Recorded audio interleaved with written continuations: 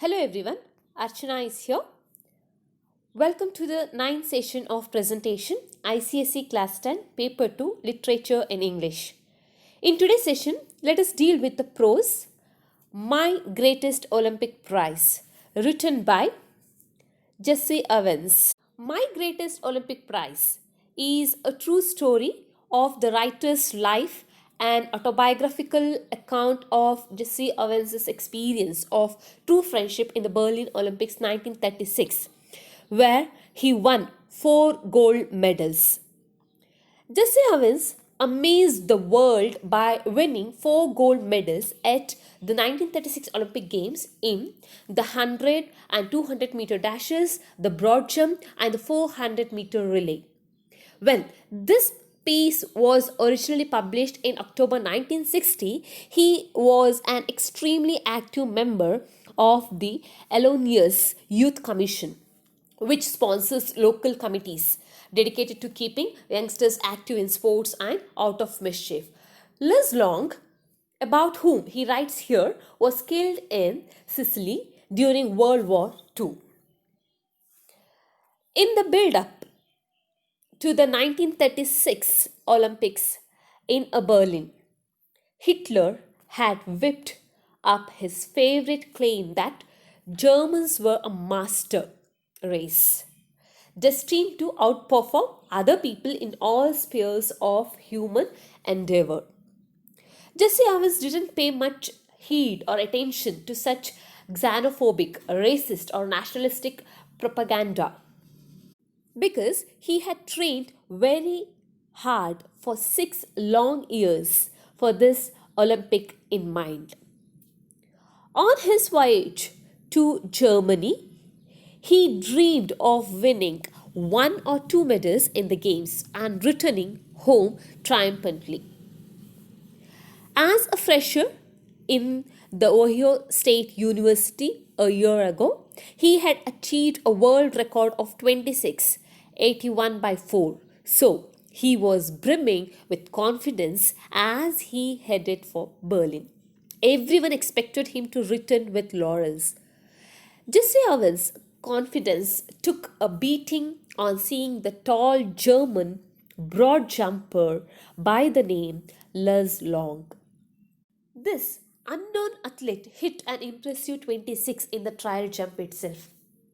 Jesse was a bit edgy. It emerged that Hitler had kept Luz Long out of the limelight so that to spring a surprise on other competitors.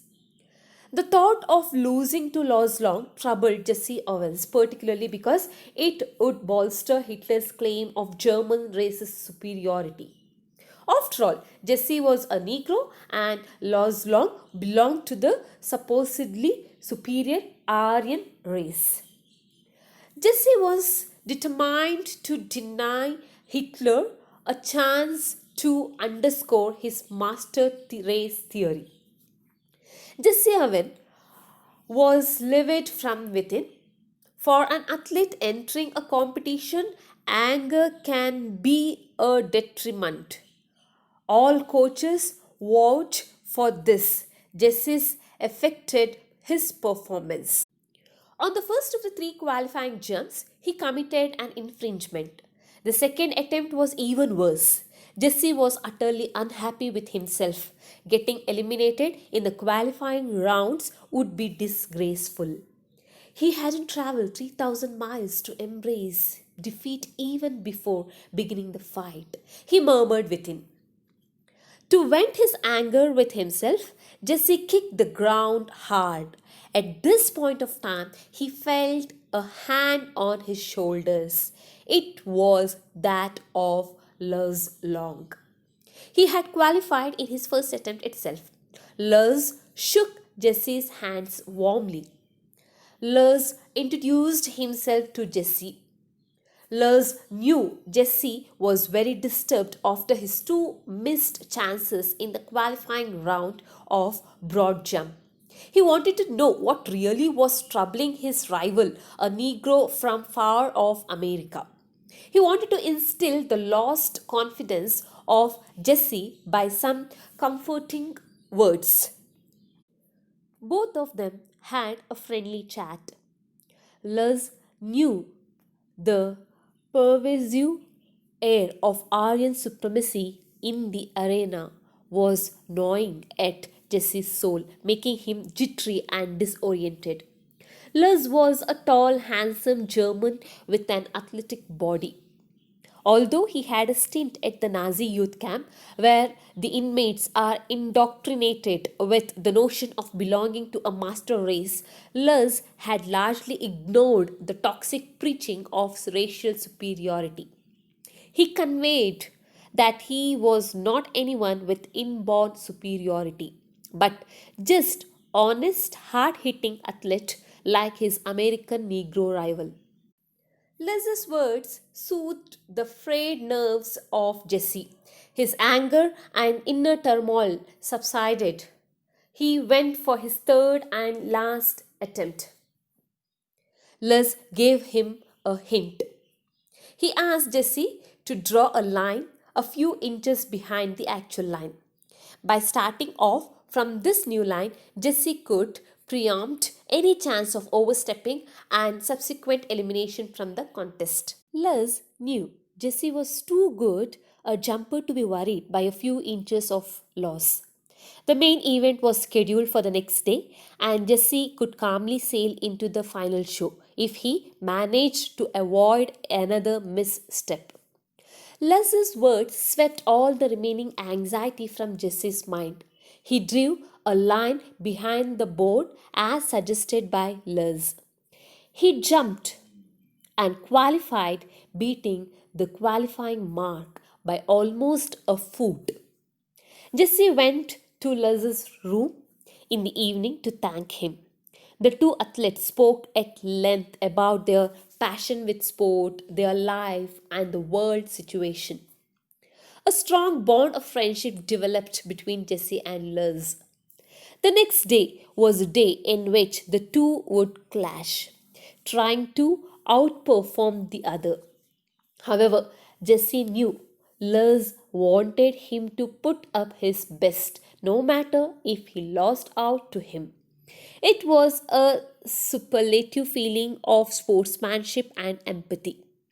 In the event, Liz did spectacularly well by surpassing his own earlier record. It pushed Jesse to harder into the jump. Jesse reached a phenomenal leap of 26 feet 5 by 16 inches. It was an Olympic record that relegated Liz to the second place. However, Liz had a large heart. Instead of feeling bitter or jealous, he walked up to Jesse to congratulate him. The appreciation came from the depth of his heart. It was right under the gaze of Hitler, who stood just a few yards away. Jesse was overwhelmed by Liz's long sportsmanship fairness. Liz's gesture towards his athlete rival had baffled Jesse. Quite selflessly, Liz had helped Jesse to get over his initial hiccups and make his giant stride to the top. In the process, Liz lost. It was a sacrifice of the rarest kind, undeniably, by prodding his rival to do his best. Liz had lost the chance to win the gold medal. When Pierre de Coubertin founded the modern Olympic Games, he had cherished this kind of sportsmanship and fair play to pervade the entire athletic world. Such values that drive an individual to push himself hard towards perfection are noble and golden. One can win or lose, get a gold or a silver or a bronze, even not get anything at all. The Olympic spirit stands above all such considerations. It wants people of all races, colors, and faiths, and from all lands to come together to give their best. Such open and fair minded athletes foster enduring friendship and humanity so dearly needs to quell the ever spiraling hatred, rift, and jealousy.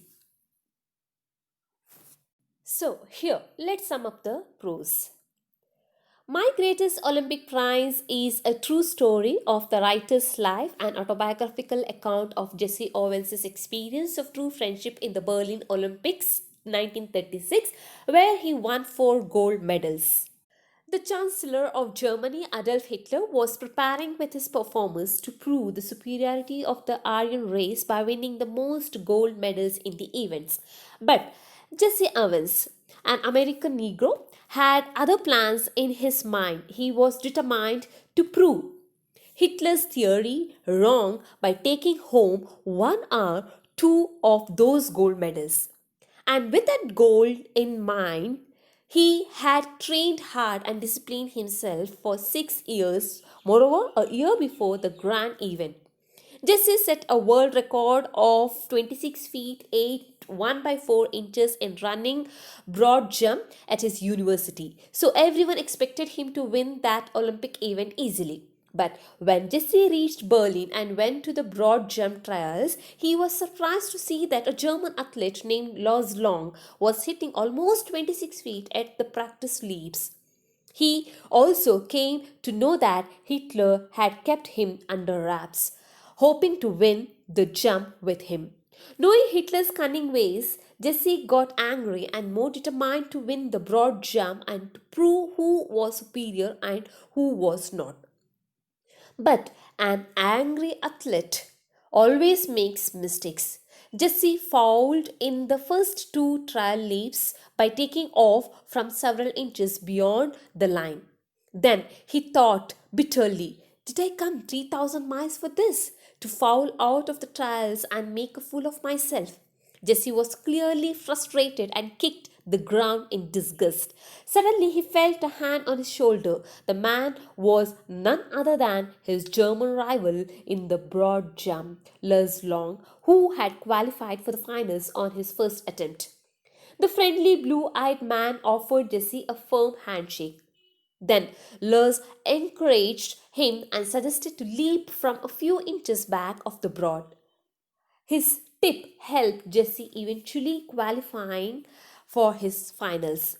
In that night, Jesse met Lurs to thank him and talked about themselves, sport events, and the world situation, among other things. Jesse came to know that Lurs did not believe in the Aryan supremacy theory.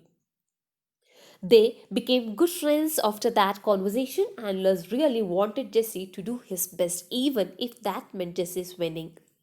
The next day, Lars broke his own past record, and that inspired Jesse for a peak performance. When finally he landed from his final jump, Lars was the first man there to congratulate him. He shook hands with Jesse firmly, despite the fact that Hitler was watching them from the stands. This was a great display of true friendship and sportsman spirit from Lars. Jesse Owens went on to win 4 gold medals that year, but he feels that Lars Long's friendship was the greatest Olympic prize which he won in Berlin. In fact, their friendship ended only when Long died in World War II.